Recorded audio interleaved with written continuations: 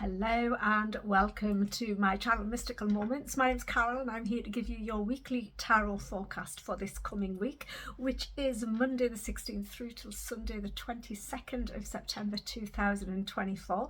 We've got a couple of big kind of events going on this week. We've got a super full moon partial lunar eclipse, which is occurring on the 17th into the 18th of September. So that's Tuesday into Wednesday, and it depends on where you are in the world as to exactly what the times will be for that. And then at the weekend on the 22nd, we have the autumn equinox as well.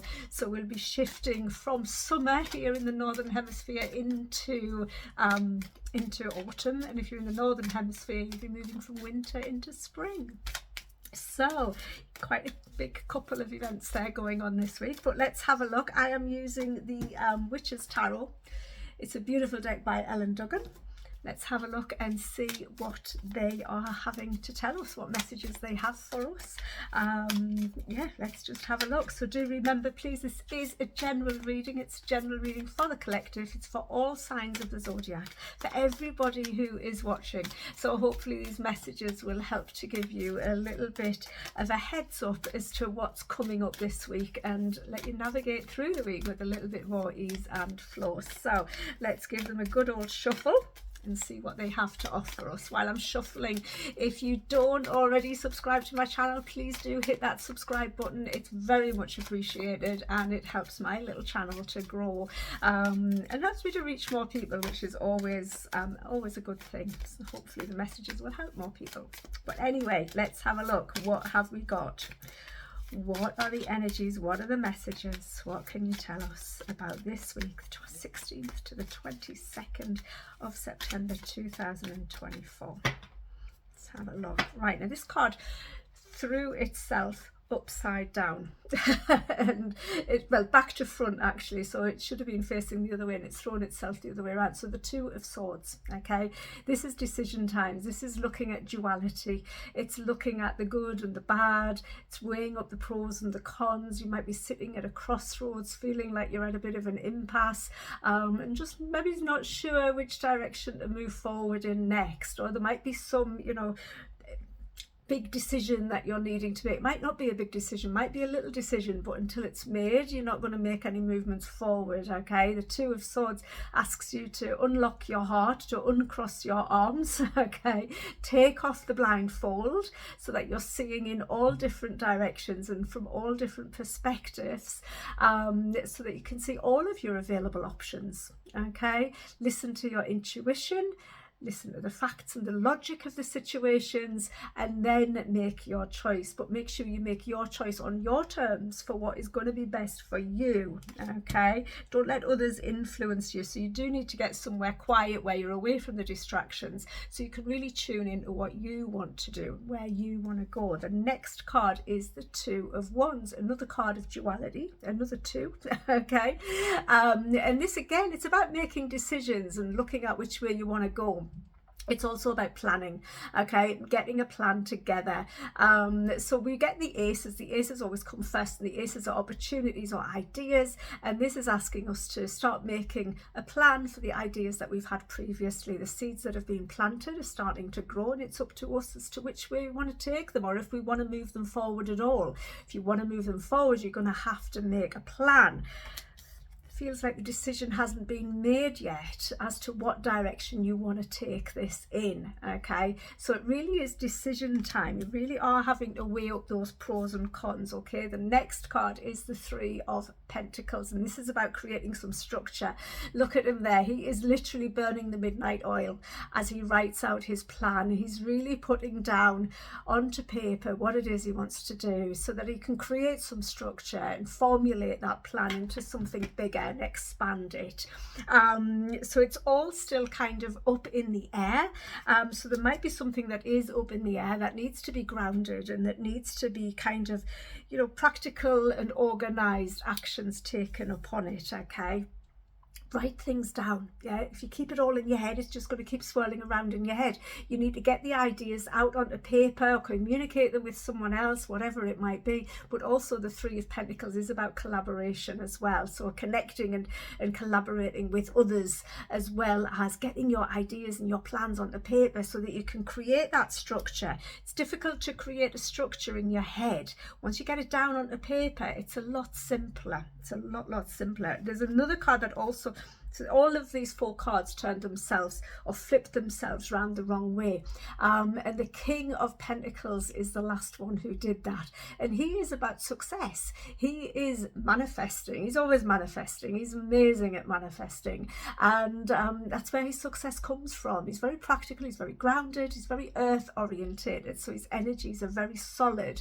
He likes to live in this physical world. He likes to be in his physical body. He succeeds in all that he does, in the work that he does. His health is generally good, and you know, he's generally a good solid build and strong, built of a strong structure, should I say, okay? But he's always looking at where to invest his resources and what to do best with them, and he succeeds because he's very practical, he's very organized, and he takes time. He doesn't rush into things, okay? He's not in any hurry, and he just trusts that everything that he's looking for will come to him. Yeah, so he does work hard, don't get me wrong, but he's not really working hard, if that makes sense, because he just does what he needs to do and then allows everything to flow to him.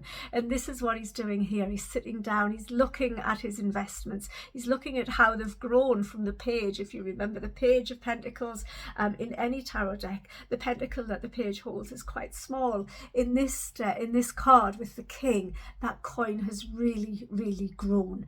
The King of Pentacles is known to be called the King Midas. Everything he touches turns to gold. Yeah, he can grow whatever it is that he puts his mind to growing because he's diligent, he's very responsible, he's nurturing, he's very caregiving, and he will nurture and grow whatever it is that he wants, in order to whatever it is that he wants to receive. Yeah, and yeah, he's just successful in everything that he does. On the base of the deck, we've got the Star card. This might have been a long time coming. This might have been a long time in the making. It might also be a wish that you put out there into the universe. But what you're being asked to do with the Star card is to cleanse away any and all negativity so that you can really open yourself up, allow yourself to be fully seen, and allow whatever it is you're manifesting, or whatever it is you're wanting to achieve, or whatever plans and goals that you are, you know, planning out and creating some structure to, can actually come in to you at this time. Okay, it is also a card of healing. Maybe it's the healing work's been done and now is the time to move forward.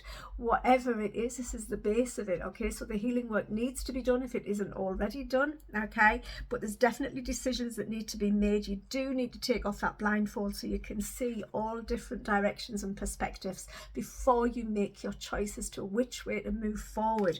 Once you've made your choice, create a plan, build some structure around that plan, nurture it, give it what it needs, invest in it, and you will succeed. And I do feel that will lead to a lot of healing as well. Okay, and I do feel this is something that has been a long time coming.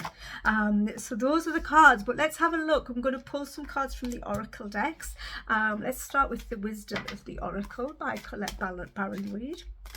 Let's give them a quick shuffle. So it's looking like a busy week. It really is. And I'm just realizing as well, we've got 2 cards of duality, and of course on the 22nd, when we've got that autumn equinox or spring equinox, depending on where you are in the world, the day and night will be of very similar lengths. Okay, and that is, you know, literally looking at the light and the dark in total balance, and needing to get things in balance as well, and then moving forward. And the Pentacles, I always see the Pentacles as being autumn, and they're coming after those 2 twos. So yeah, we get that balance and then we move it fully into autumn, and that is a time to start reaping the harvest of our work. But we've got to get some structure and a plan in place first. Let's have a look. Let's have a look. What do the wisdom of the Oracle have to offer into this reading? It's looking very, very positive. The only difficulty is going to be to make the decision, yeah, and weigh up those pros and cons. New life. We've had this recently. I think it was last week. Yeah, it is time to start something afresh. Start a new life. What is it that you are wanting to achieve? What direction are you wanting to go in? It feels like it's literally a whole new chapter, a new page, a whole new book even. Yeah, we're starting over. We are absolutely starting over, and I do believe it has been a long time coming. Let's take a card from the what's it called, the Oracle of the Radiant Sun. I always get the words mixed up for this deck. What can the Oracle of the Radiant Sun offer into this reading for this week, 16th to the 22nd of September? Let's have a look.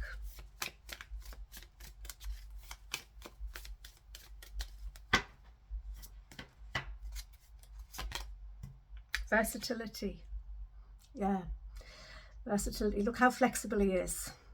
He is absolutely willing and able to be flexible, to go with the flow. Yeah, he is seeing things from a different perspective as well. Okay, and he's focusing on the sun, and look at that beautiful star in the middle of what appears to be a sun, and it is the sun, and it's the sun in looking at the it's in Cancer. No, it's not. It's in Gemini. It's the sun in Gemini. Yeah, and that is all about, again, that is all about duality. It's all about duality and being versatile, being flexible, going with the flow, and looking at everything in equal measure. Yeah, and remembering as well that there is good and bad, light and dark, happy and sad, in all things, and we can't avoid that, because without one we wouldn't be able to recognize the other. So we need that, as much as we might not like the dark, you know, or the sad, or the bad, or whatever, you know, we need it. So let's have a look. This is the last Oracle deck I'll draw a card from. This is the Retro Spirit Oracle. This is by the lovely Sophie Burton. So what do they have to offer into this week? It feels very much like a week of preparing and getting ready to move forward. Definitely you need to collaborate, get organised, get grounded and get practical, create that structure, remain in hope. Now this hope card works beautifully with the star card. Star card is all about hope, you know, maintaining the hope that the light will reach us, or that we will heal, and holding on to hope will absolutely keep us going. But this hope card as well, it's a beautiful heart on it.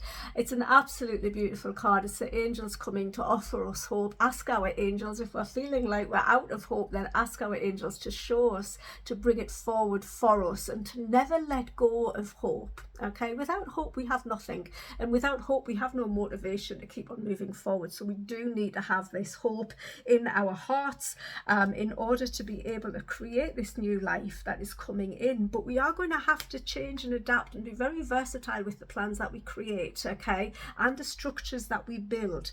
But we need to create these plans, and it doesn't matter if we need to deviate from them, but we do need to create them, and we need to kind of really pull things together in order for the success to come in. Okay, I do feel as well that something is coming to a close. Of course, whenever something new is coming, something else has to end, but that's good. And as I say, we are changing seasons. We're moving from summer into autumn, or winter into spring, and it's a new fresh feeling. It's a new start all around. Okay, for us in the northern hemisphere, it's time to get the jumpers on, put the heating back on, and watch those leaves fall off the trees, etc, etc. And it's a beautiful time. It's beautiful. It's just a bit chillier, but yeah, it's a new start, a new season, a new day, a new dawn. Yeah, and we've got to hold on to hope for what it will bring in for us. Okay, and it is a very good time to get organized, to really look back,